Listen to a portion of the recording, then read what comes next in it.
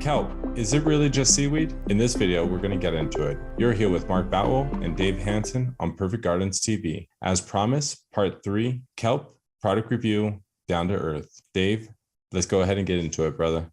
If you haven't checked out our monthly membership, I highly recommend to do so. For only $2.99, you get access to over 1,570 photos, 162 videos, 10 files, 15 audio files, 562 shared links, and 86 members willing and ready to assist you through your growing practice. Please remember to like, share, and subscribe, and remember to have a great grow. Make sure to hit the join button on the bottom of every video.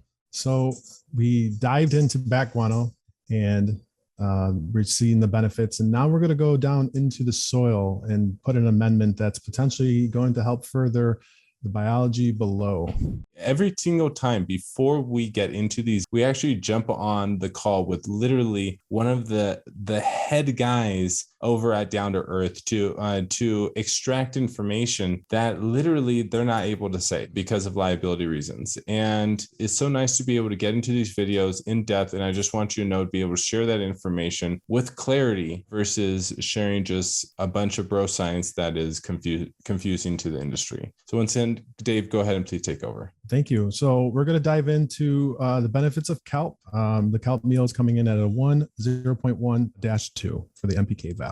Benefits of Kelp meal. So like a lot of our amendments, it's going to help create stronger, healthier plants. That's what we're always looking for. Aids in root development, creating those larger roots that we're looking for. And why that's important is because it's going to potentially access more in different parts of the soil, allowing better uptake of water and nutrients. So it's been found to have auxins in it, and auxins is a plant hormone that helps the plant regulate certain stem growth upwards towards the light. The kelp leaves actually are filtering the nutrients. So this is, if we're saying, why is kelp such an abundance of micronutrients? It has this ability, it's filtering water in and out. So as these are out in the ocean and the seas, they're in the water, they're up on shores, they have the ability to take in these micronutrients and trace compounds. And this is what we're keep talking about. It's not just about the MPK. So even with the back guano, we're building up our micro and trace elements. The same thing with the kelp. It's shown to also be a bioactivator, and we're going to see a lot of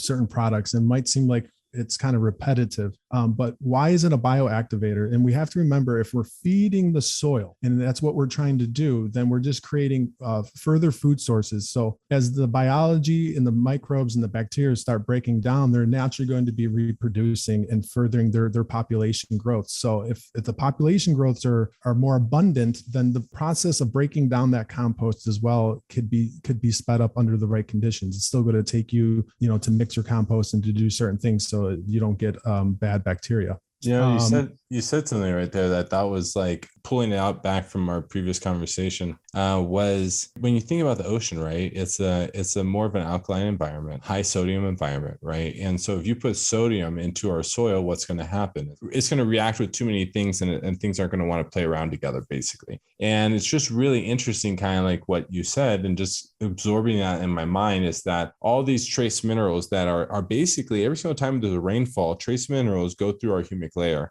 and go out to our rivers, and then go out to our ocean. And then when these trace minerals go out there, it goes into this high sodium environment. And like you said, it's being still the seaweeds absorbing these trace minerals. And it's like what we're talking about, they're processing techniques, right? They literally harvest it, wash it, just washing the salt off, because most likely the sodium isn't, and it's really interesting. The sodium is probably not being absorbed into the plant because it's too large of a molecule, when I really think about that. So it's kind of the oasis, you know what I'm saying? Like I would agree. Yeah.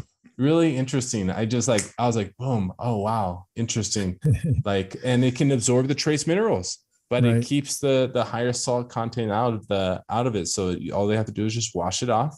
Yeah. Boom.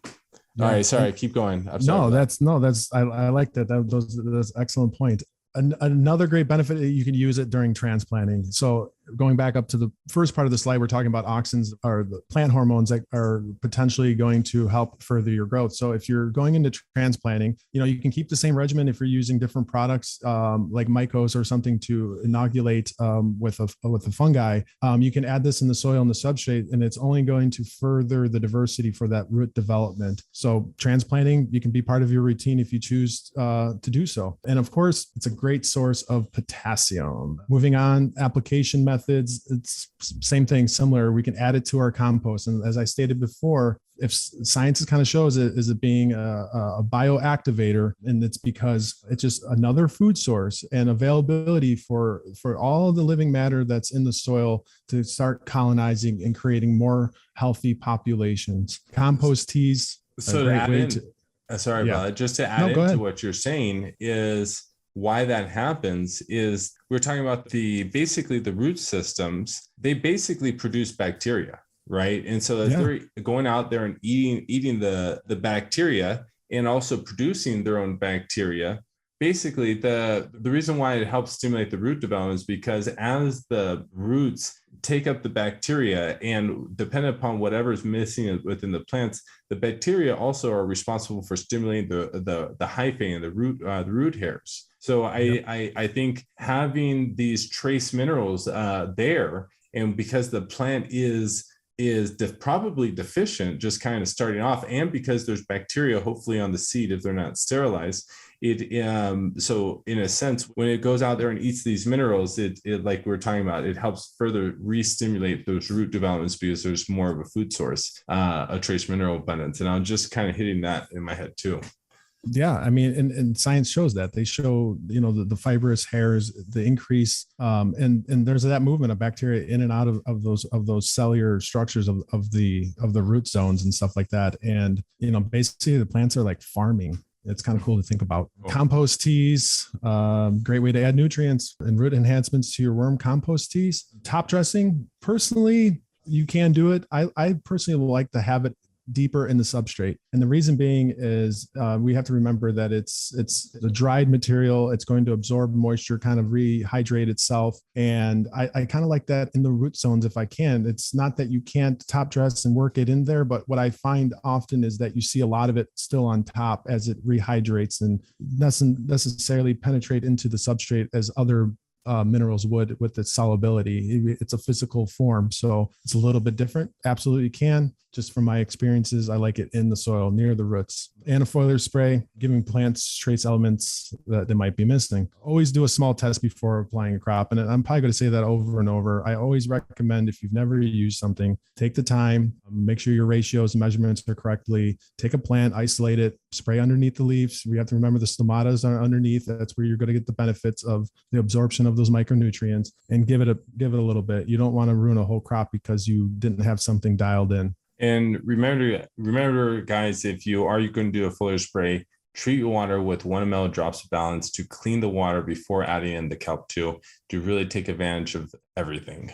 And once again, more trace elements. It's a dual process, dual benefit. Guaranteed analysts and application rates. So as stated in my other video, this is the minimal. There could be fluctuations of higher amounts, but not lower. So we have a total of 1% water insoluble nitrogen. So further has to be broken down to be made available for the plant. Available phosphate is 0.1%. And what I like is the soluble potash 2%. So this is why it's good for teas and to promote that. So if maybe not top dress, you can make a tea if you're trying to, get that root enhancement in further stages of your plant's life, or if you feel something's funky going down there, it's more readily available. And then our applications we have in our vegetable gardens, which you can go online to read. And for us, for our containers, for new plantings, add 1 to 2 tablespoons per gallon of soil. Something that just popped out in my mind right here is langonite. Lately we've been seeing more drybacks, and some because of people not realizing how water soluble the langonite is, and through the dryback period creates a PK or a nitrogen phosphorus, a potassium excess. And we've talked about that. Have you seen that in the channel a few times on the membership side? Now I'm kind of thinking is maybe they go less on the langonite and add in the kelp for a top Yeah, I know you said not the top dress isn't the ideal, and I agree with that. But maybe potentially using a little less langonite and adding the kelp in there for going into week 4 on with flowering might be a nice mixture. Because I also think as it collects water, it'll probably hold water as well and kind of be more forgiving for the lingonite.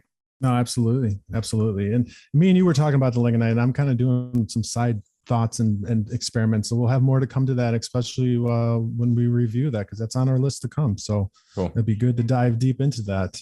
Our conclusions, great way to enhance your root system. So we talked about the beneficial hormones to enhance those roots, give them a better capability to dig deeper, make bigger, more bountiful roots to access the water and nutrients.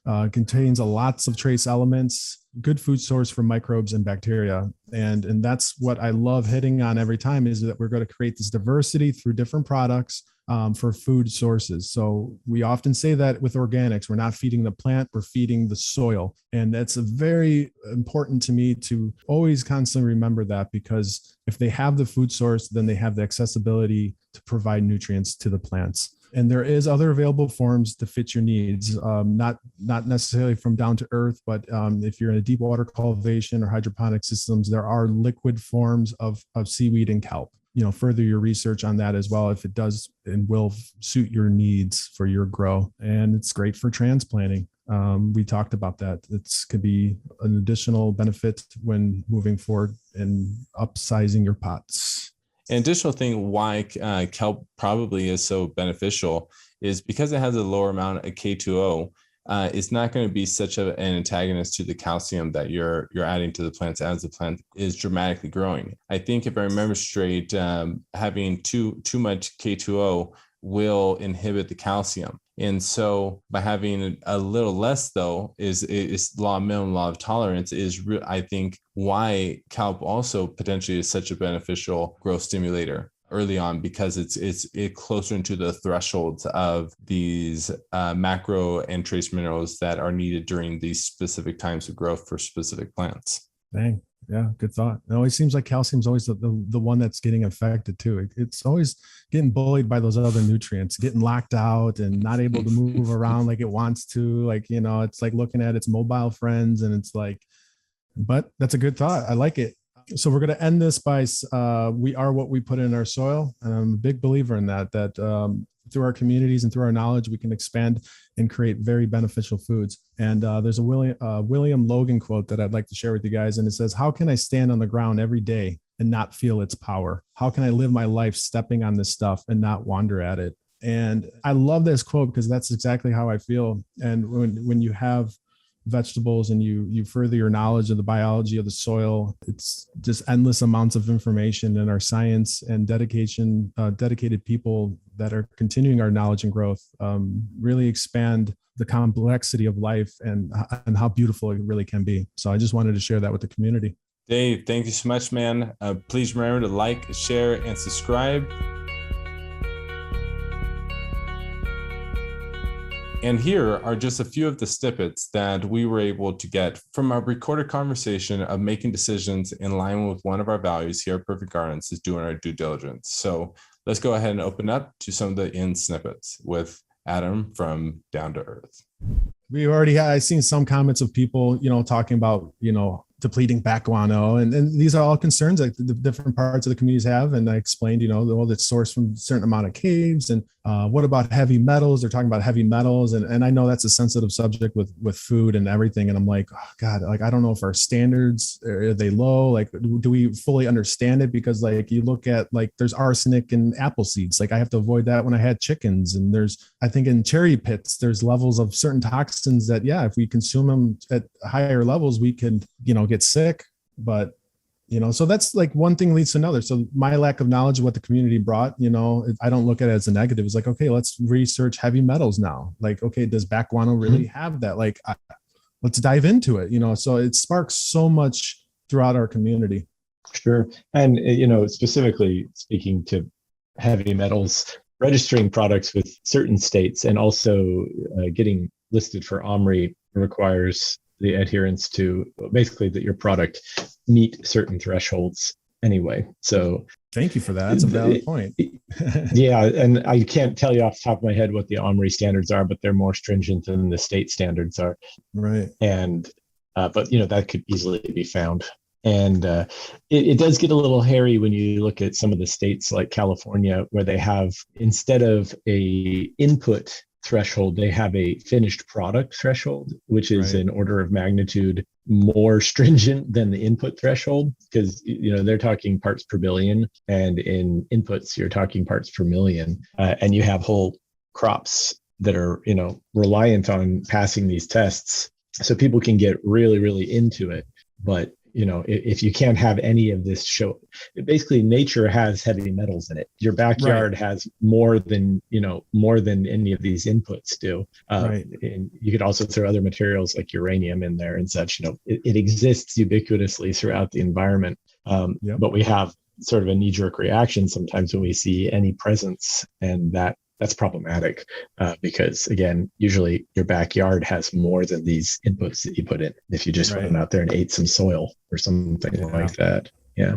Have you ever read the book Silent Spring? It's been a long time. I was an environmental studies major, so yes, I did, but it's been 25 years. When people say parts per million, I just think, well, go read Silent Spring, because they talk about parts per billion, baby, 3 generations later. Yeah, absolutely. Yeah. I mean, the application of DDT was considerable at the time. So parts per billion really matters if everything is concentrating up the food chain. That can be a real problem. Where do you pull your kelp from? Our kelp is currently coming from the North Atlantic, so generally Canadian waters. But that can change. Basically the North Atlantic, the Ascophyllum nodosum is I'll say it's a gold standard because it's what everyone goes for, but I don't know that it's necessarily the best in quality. But it is a harvestable kelp from cold, nutrient-rich waters. And that's really what most kelp out there is. Though there are certainly people trying to exploit other available kelp supplies. It remains to be seen whether warm water kelps are as nutrient rich and nutrient dense as cold water kelp. Generally, the water isn't as nutrient rich. I wouldn't think so. Warmer. Yeah. There's a reason that whales go north to eat or south to eat. But it's generally going to be the North Atlantic, usually Canada, but that can change into Ireland, Norwegian waters, and things like that. Basically, guys, this is what I do. Every day I input some basic data. I put in the current watts that the lights are at, the hanging height, highest RH, lowest RH, the day temp, the night temp. If I water in how many gallons, that's over 5 plants. So if it says 2 gallons, that's 2 gallons over 5 plants.